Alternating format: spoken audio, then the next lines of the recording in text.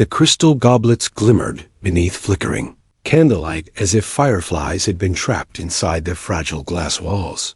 Red liquid swirling like blood as the Whitmore family lifted each vessel for prayer, unaware that the meal before them would soon become their final act on this earth. For within minutes, agony would replace laughter, and a single enslaved woman named Clara would forever alter the destiny of an entire Mississippi plantation with nothing more than patience, knowledge, and a hand steady enough to serve poison without hesitation. And before I reveal how she orchestrated this grim spectacle, I ask you, where are you watching from right now? What hour is it where you are? Share it in the comments below so we know where these stories reach. And if dark hidden chapters of history capture your imagination, then press the like button and subscribe, because what you are about to hear has been buried for generations in courthouse files and whispered rumors, waiting to be uncovered piece by piece. The night was thick with humidity in August of 1847. The Whitmore estate stretched across thousands of cotton acres just outside Natchez, its grandeur ruling over both land and people like a fortress of authority. Judge Cornelius Whitmore had grown old in power, wielding law and cruelty in equal measure. His wife Margaret ruled the house with what she proudly called Christian firmness over nearly 50 enslaved souls. Their children had gathered that week for his 62nd birthday, their spouses and offspring, filling the grand rooms with clinking laughter, the smell of roasted duck, and the sharp scent of wine. Yet beneath that air drifted something metallic, faint but deadly, the quiet sting of arsenic none could taste. Clara stood unseen at the kitchen threshold. 11 years had passed since she was sold in New Orleans, torn from her daughter's grace and patience, who vanished into sugar fields she never saw again. In the Whitmore kitchen, she became the invisible machine of every meal, the cook whose skill made the judge boast that no table in Adams County surpassed his. But behind folded hands she waited, measuring every detail. The arsenic had been simple to purchase, labeled as rat poison at the general store. No suspicion raised when a Negro woman carried it away in small packets. She had hidden each portion in a gourd behind flour sacks, refining her measurements with the precision of a chemist, small enough to escape notice on the tongue, strong enough to end breath forever. That evening the poison soaked every dish, the reduction poured across duck, the cream folded into vegetables, the birthday cake sprinkled like sugar but lethal. And as the youngest grandchild, Emma, whispered that her plate tasted strange, Margaret scolded her to finish without complaint. Clara watched with eyes that did not blink, knowing each swallow pulled the family closer to silence. The grandfather clock struck 7, with chimes that echoed like funeral bells. Judge Whitmore lifted his glass for a toast, voice slurring, though he thought it was wine rather than poison, to family, to prosperity, to the natural order, his words falling like curses as Clara's fingers tightened on the doorframe. By 7:45, little Emma vomited across the tablecloth. Her mother's knees collapsed. The judge staggered purple-faced, clutching his throat. One by one they buckled like dominoes, chairs crashing, bodies writhing, screams filling the air. The word poison gasped through choking lips. Margaret shrieked Clara's name, though her mouth frothed. Yet Clara herself had vanished into the night. As convulsions spread through that dining hall, as limbs twisted and breath faltered, the enslaved staff nearby did not run to fetch a doctor. Though one lived only miles away, they folded laundry, polished silver, moved with deliberate slowness. Some smiled faintly as justice played out at the table. What would you have done had you stood there? Would you have rushed forward to help those who bought and sold lives? Or would you have stood still, letting history finally shift its weight? 12 members of the Whitmore family began supper on August 18th. By dawn, the grand home would echo with silence like a tomb. Clara, meanwhile, was already miles downriver following hidden routes she had memorized by moonlight. Her bundle carried stolen money, forged papers naming her Sarah Coleman, and determination sharpened by grief. The scenes she left behind became horror beyond imagination. Children moaning, elders crawling, organs shutting one after another.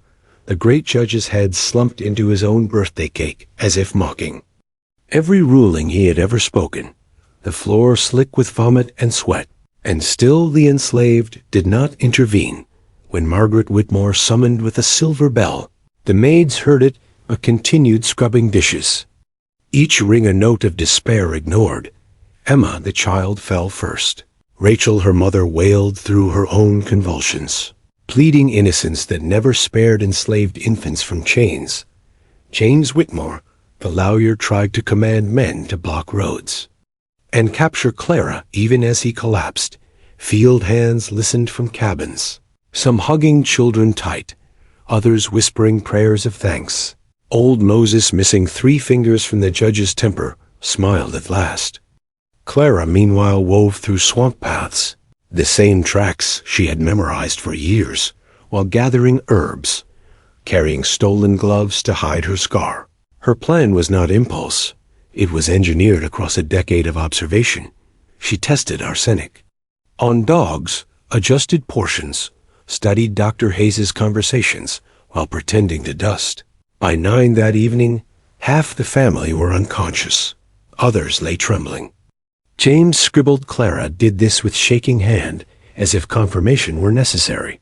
But something altered her plan that morning. Ruth, her closest friend, later whispered Clara had intended only the judge's death. The full gathering shifted her fury into wider vengeance. The house grew quieter by 10.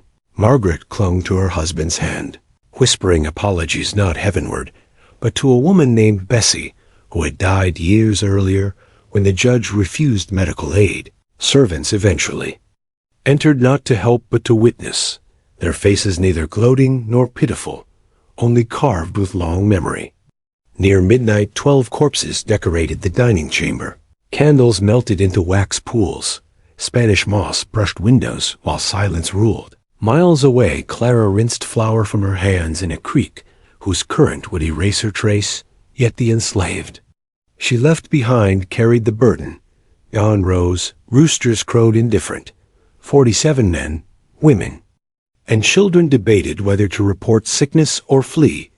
Ruth forged a bill of sale claiming Clara had been sold to Belmont Estate in Georgia weeks earlier. With coffee-stained ink, she replicated signatures she had practiced under candlelight. When Sheriff Donovan arrived by morning, tears rubbed with onion juice convinced him of grief. The coroner, Dr. Webb, identified arsenic beyond doubt. Yet with Clara's supposed sale, no culprit stood present. The community stuck to their story. The search of cabins revealed poverty and nothing more.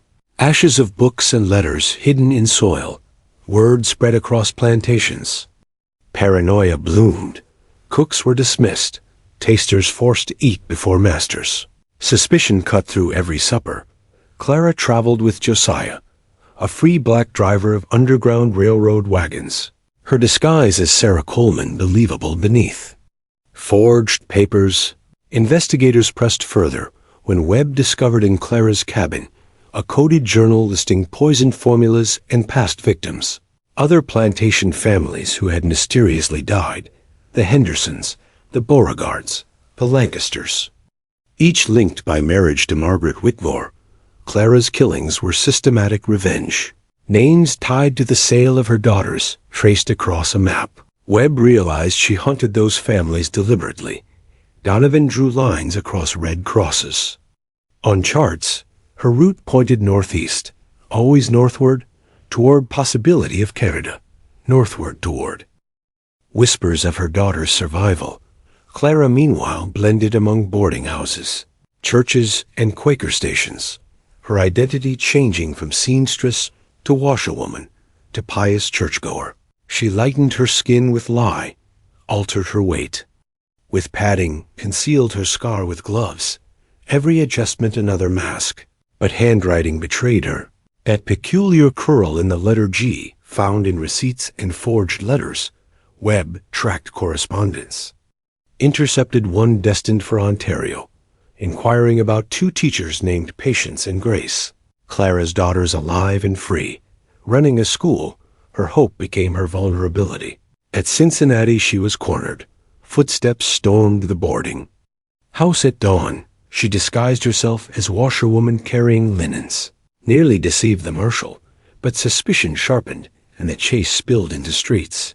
Across alleys, toward the river, crowds gathered. Franklin the deputy shouted that she murdered 12 including children. Clara retorted that they spoke of rights while buying humans like cattle. Her words hung heavy over dock workers, free blacks, Irish immigrants, even some whites who paused to listen. She held the poison vial high, declaring she would choose her end. Webb intervened, revealing her daughter's fate in Canada, alive, teaching, using their true names. For a moment, her mask cracked with desperate hope. She stood at water's edge between surrender, poison, and the river, then leapt into brown current, vanishing as shouts erupted.